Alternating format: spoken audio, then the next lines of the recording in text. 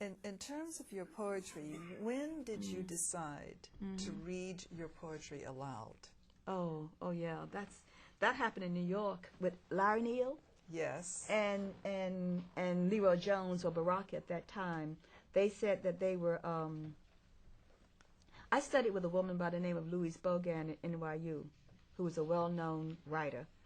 I tried to study with This was in graduate school? Yeah. Yes. I tried to study with some other people, but every time I went to those places, you know, and I would say something, it would be silent. First of all, I was the only female, and I was the only black. Poetry was all male, and all white male at that time, right?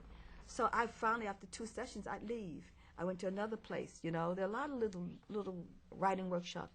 There I was again, the only woman, you know, the only black.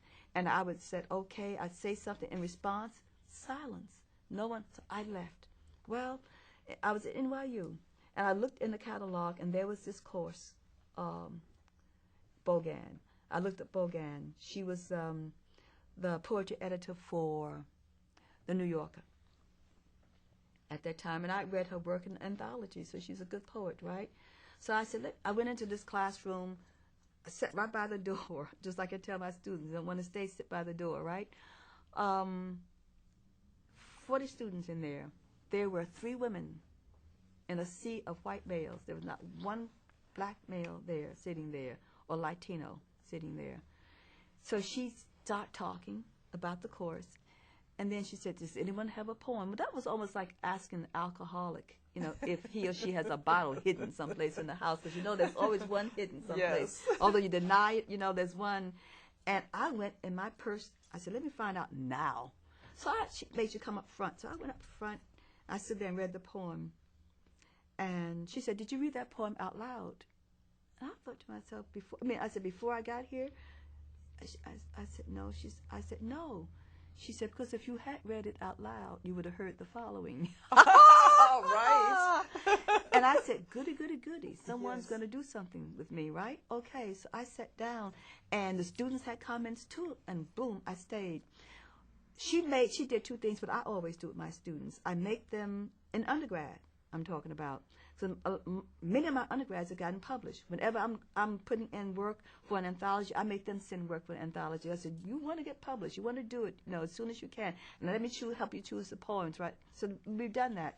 So she made us get a notebook and put on each page the Nation, you know, the Transatlantic Review, the Minnesota Review, the Mass Review, you know, date sent, date return, you know, whatever, like clockwork. So I did it. I was the first person in that class to get published. Now, during that semester, I came in with bottles of wine, which was illegal, right, at NYU, but they didn't know. I brought shopping bags and put it on the desk, and we celebrated, whatever, because I followed what she said, Yes. and start sending my work out. But she taught us in that classroom. She did 2 things in that classroom. She said, you must learn how to read your poetry out loud to train your ear. So therefore you will find out what works and what does not work in the poem.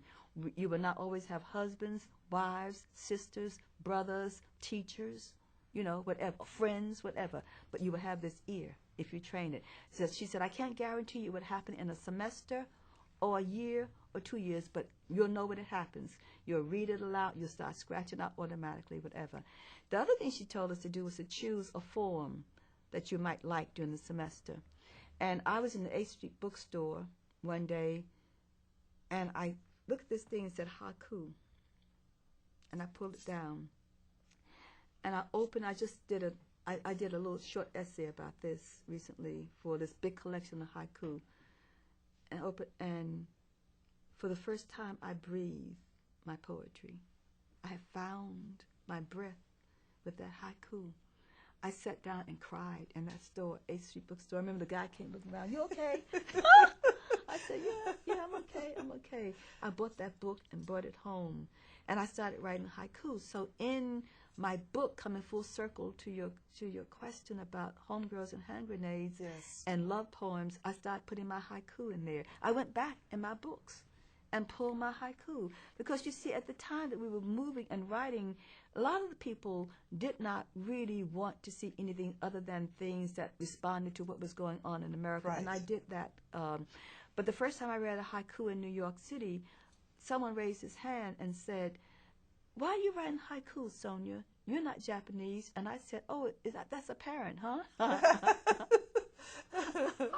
Yes. And then I said, I've written the haiku for a long, long time. I'm just publishing it for the first time. Said, "Why are you writing it?" I said, "Because it's a wonderful, beautiful form. It's not black." I said, "Well, let me think on that." I said, "You know, when I think about the haiku and how I see it, I see pork chops and greens and moonlight and a river, right, and dogs and tobacco, you know, this litany of stuff." And that really came someplace with the answer, I mean, because I didn't know how to answer it right. Yes. And then I said, "I see Coltrane playing my favorite things." I never paid attention to my favorite thing when Julia, what's her name? Julia, somebody sang it in, huh? Julie Andrews. Yeah. Dun dun dun dun dun dun dun dun dun dun dun. You know, remember that movie? And Yes. she's out on the whatever. You know, Yes. it's a little ditty. You know what I Yes. mean? I said Coltrane took my favorite things and went. Sure did.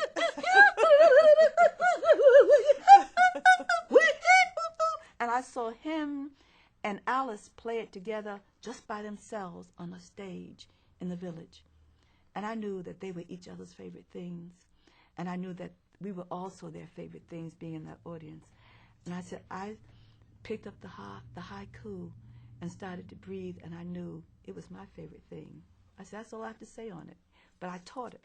I taught it at Temple for 5 years. Really? Oh, yeah. When my students walked into my class and created writing, I taught form. Bogan taught form. I teach form. I teach the haiku. But first of all, I do a free association exercise where I make them write from taste, from seeing things. It's all loaded stuff that you do with them, you know, so therefore they have a response The to it. senses. That's right. Yes. All 5 senses. And then I tell them, take it home. I've started your poem for you. You cannot walk in and say to me that you couldn't think of anything to write. I've started it. And you do start it, and they come in. Then I do the haiku. Because most of the students write in this great expanse, you know, all over the paper. So I do the haiku, I do the tanka, I do the senkain, and then I ask them to make up their own syllabic verse. I said, because I've written the songku. You can make it up. I said, this is all about. And then I say free verse. And then they say, it's about time. Because that's all they've been writing in. Yes, exactly. But what it's about, my sister, is that I'm saying to them, free verse has form. Yes. It's not obvious, you know, just like life has form and discipline. It's not obvious. But unless you get that discipline and that form, you don't make it. Unless that poem gets that form and discipline, the poem doesn't make it. It's not working at all. And then they come in, they said, I had trouble for the first time writing my free verse because I kept remembering all this form. I said, good, whatever. But they do free verse. And then we do the blues, the ballad, and the villanelle, all about rhyme.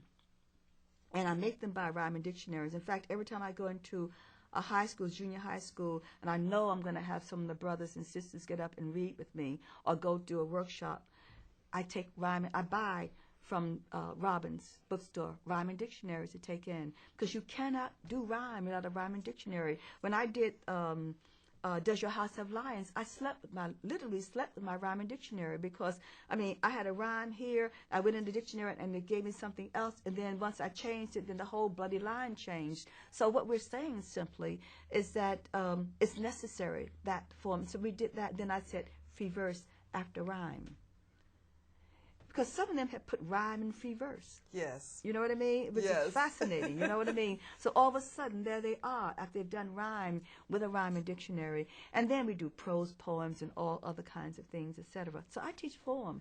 And the first time that happened at Temple, when I gave them the syllabus, they looked at it and they said, we're writing haiku and what's this, tanka and what? They said, I saw you read, and I thought you were like, but I said, hip? I said, I am, I'm hip enough to know that you will not write well unless you know form. So you want your students to learn form and discipline. Yeah, they get it. Yeah.